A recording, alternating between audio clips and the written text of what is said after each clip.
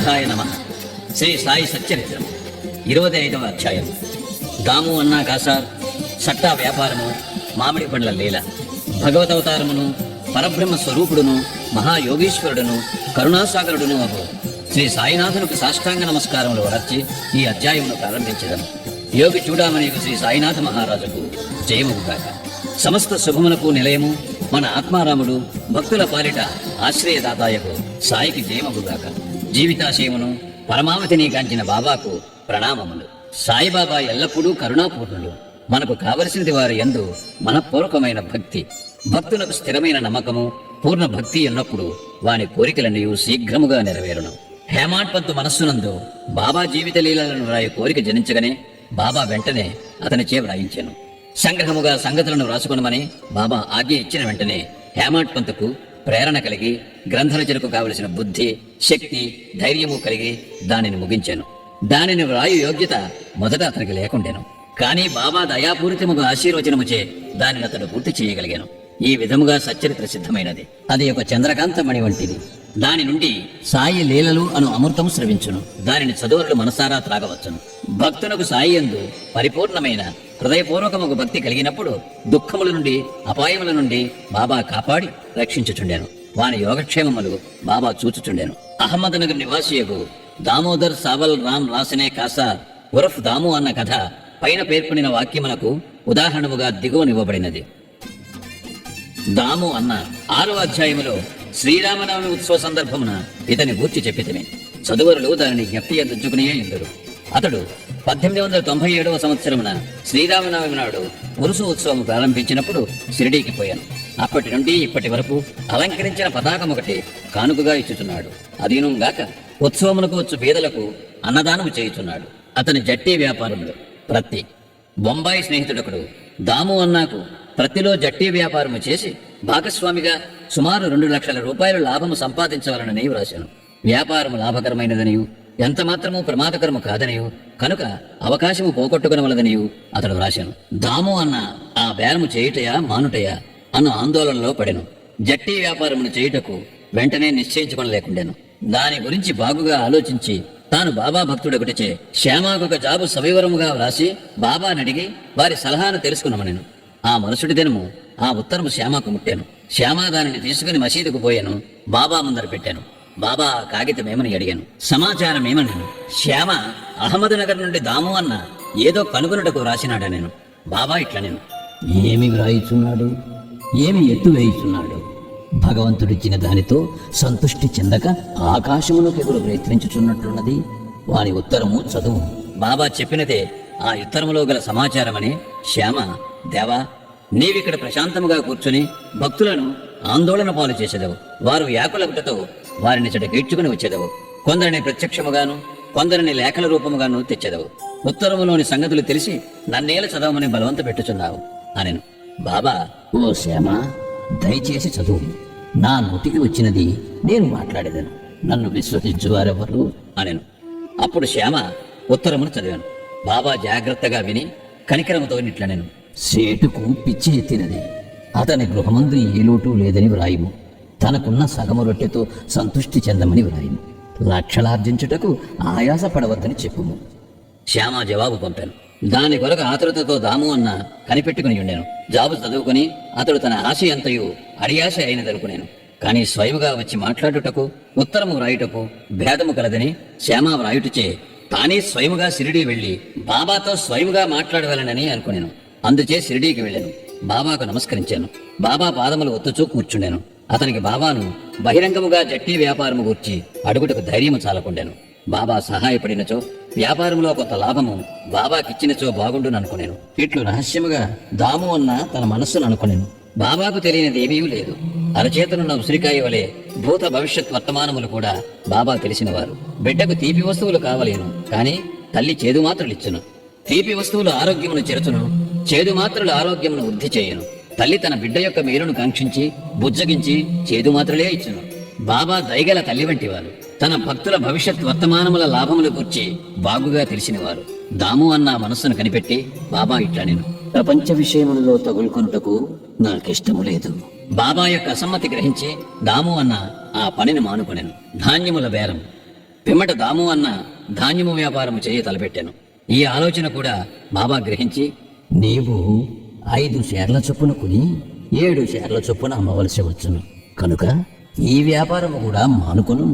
కొన్నాళ్ల వరకు ధాన్యము ధర హెచ్చుగానే ఉండెను. కానీ 1 మాసము 2 మాసములు వర్షములు విశేషముగా కురిసెను. ధరలు హఠాత్తుగా పడిపోయాను. ధాన్యములు నిలువ చేసిన వారెల్లా నష్టపడిరి. ఈ దురదృష్టము నుండి దాము అన్న కాపాడబడాను. ప్రతి చెట్టి వ్యాపారము కూడా కూలిపోయాను. ఆ దళారి ఇంకొక వర్తకుని సహాయముతో వ్యాపారము చేశాను. మదుపు పెట్టిన వారికి గొప్ప నష్టము వచ్చాను. బాబా తనను 2 సార్లు గొప్ప నష్టముల నుండి తప్పించనని దాము అన్నాకు బాబా యందు గల నమ్మకం హెచ్చాను. బాబా మహాసమాధి చెందే వరకు వారికి నిజమైన భక్తుడిగా నుండెను. వారి మహాసమాధి పిమ్మట కూడా ఇప్పటి వరకు భక్తితో ఉన్నాడు. ఆమ్రలీల మామిడి పండ్ల చమత్కారం. ఒకనాడు 300 మామిడి పండ్లు పార్సెల్ వచ్చాను. రాలేయను మామలతాదారు గోవా నుంచి శ్యామా పేరున ఆ పండ్లను బాబాకు పంపాను. అది తెరిచినప్పటికీ పండ్ల నీవు బాగానే ఉండేను. అది శ్యామా స్వాధీనంలో పెట్టేది. అందులో 4 పండ్లు మాత్రమే బాబా కొలంబాలో పెట్టాను. బాబా ఈ 4 దాము అన్నాకు అవి అక్కడనే ఉండవలను అనెను. దాము అన్నాకు 2 భార్యలు కలరు. కానీ అతనికి సంతానము లేకుండాను. అనేక జ్యోతిష్యులను సంప్రదించాను. అతను కూడా జ్యోతిష్యమును కొంతవరకు చదివాను. తన జాతకములో దుష్టగ్రహ ప్రభావం ఉండటచే అతనికి సంతానము కలుగున అవకాశం లేదనుకునేను. కానీ అతనికి బాబా యందు మిక్కిలి నమ్మకము గలదు. మామిడి పండు అందిన 2 గంటలకు అతడు షిరిడీకి చేరి బాబాకు నమస్కరించుటకు పోగా బాబా ఇట్లానెను, అందరూ మామిడి పండ్ల వైపు చూచుతున్నారు, కానీ అవి దాము కొరకుంచినవి కావున అవి దామ్యా తిని చావవలెను. దాము ఈ మాటలు విని భయపడెను. కాని మహర్షాపతి దానినిట్లు సమర్థించెను. చావమనున్నది అహంకారమును గూర్చి, దానిని బాబా ముందు చంపుట ఒక ఆశీర్వాదము. బాబా అతనితో ఇట్లనియను, నీవు తినవద్దు, నీ చిన్న భార్యకిమ్ము.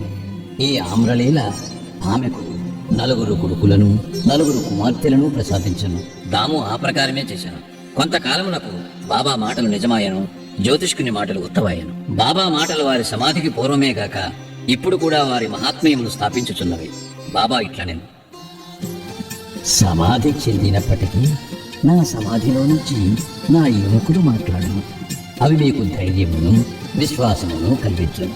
మనపూర్వకముగా నన్ను శరణుదొచ్చిన వారితో నా సమాధి కూడా మాట్లాడును. వారి వెన్నంటి కదలను. నేను మీ వద్ద ఉండనేమో అని మీరు ఆందోళన పడవద్దు. నా ఎముకలు మాట్లాడుతూ మీ క్షేమమును కనుగొనుచుండదు. ఎల్లప్పుడూ నన్నే గట్టి అందించుకున్నాడు. నా యందు మనపూర్వకముగాను హృదయపూర్వకముగాను నమ్మకముంచుడు. అప్పుడే మీరు మిక్కిలి మేలు పొందిదారు. హేమాడ్ పంతు ఈ అధ్యాయమును ఒక ప్రార్థనతో ముగించుతున్నాడు. ప్రార్థన.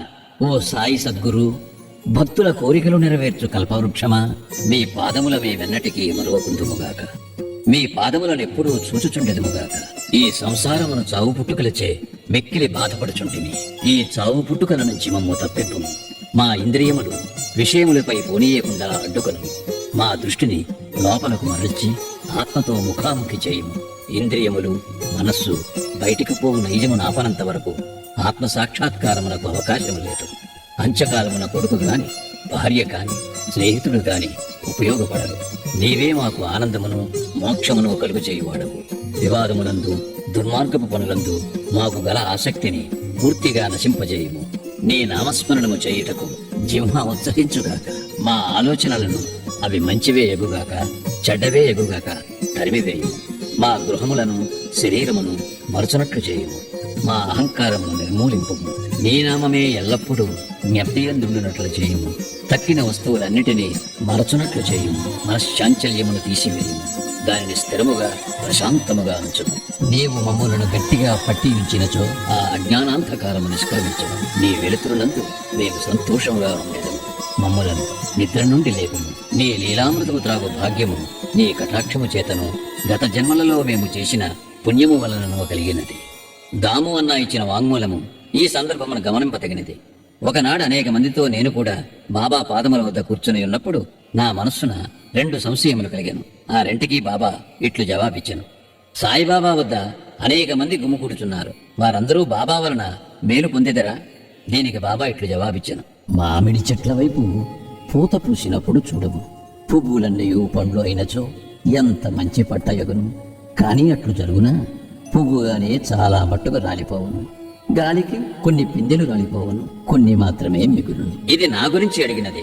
బాబా భౌతిక శరీరం విడిచిన పిమ్మట నా జీవితమనే ఓడ ఎట్లు నడపగలను? అది ఎటో కొట్టుకొని పోవునా? అయినచో నా గతి ఏమి? దీనికి బాబా జవాబిట్లిచ్చాను. ఎక్కడైనను ఎప్పుడైనను నా గురించి చింతించినచో నేను అక్కడనే ఉండేదను. 1918కి ముందు వారి వాగ్దానం ప్రకారము వారు నెరవేర్చుచుండేది. 1918 తర్వాత కూడా నెరవేర్చుచున్నారు. ఇప్పటికీ నాతోనే ఉన్నారు. ఇప్పటికీ నాకు దారి చూపుచున్నారు. ఇది 1910-11 కాలములలో జరిగాను. నా సోదరులు వేరుపడిరి. నా సోదరి కాలధర్మము నందెను. దొంగతనము జరిగెను. పోలీసు విచారణ జరిగెను. ఇవన్నీ నన్ను కల్లోలపరిచినవి. నా సోదరి చనిపోగా నా మనస్సు వికలమయ్యాను. నేను జీవితమును సుఖములను లక్ష్యపెట్టలేదు. నేను బాబా వద్దకు పోగా వారు ఉపదేశముతో శాంతింపజేసి అప్పా కులకర్ణి ఇంటిలో బొబ్బట్లతో విందు గావించిరి. నా నుదుట చందనము పూసిరి. నా ఇంటిలో దొంగతనము జరిగినది. నాకు 30 సంవత్సరముల నుండి ఒక స్నేహితుడుండెను. అతడు నా భార్య యొక్క నగలెపెట్టి దొంగిలించాను. అందులో శుభమగు నాసికాభరణము ఉండెను. బాబా ఫోటో ముందు ఏడ్చి తిని ఆ మరుసటి దినమే ఆ మనిషి నగలపెట్టిన తిరిగి ఇచ్చివేసి క్షమాపణ కోరెను. శ్రీ సాయినాథాయ నమః. 25వ అధ్యాయము సంపూర్ణము. సద్గురు శ్రీ సాయినాథార్పణమస్తు. శుభం.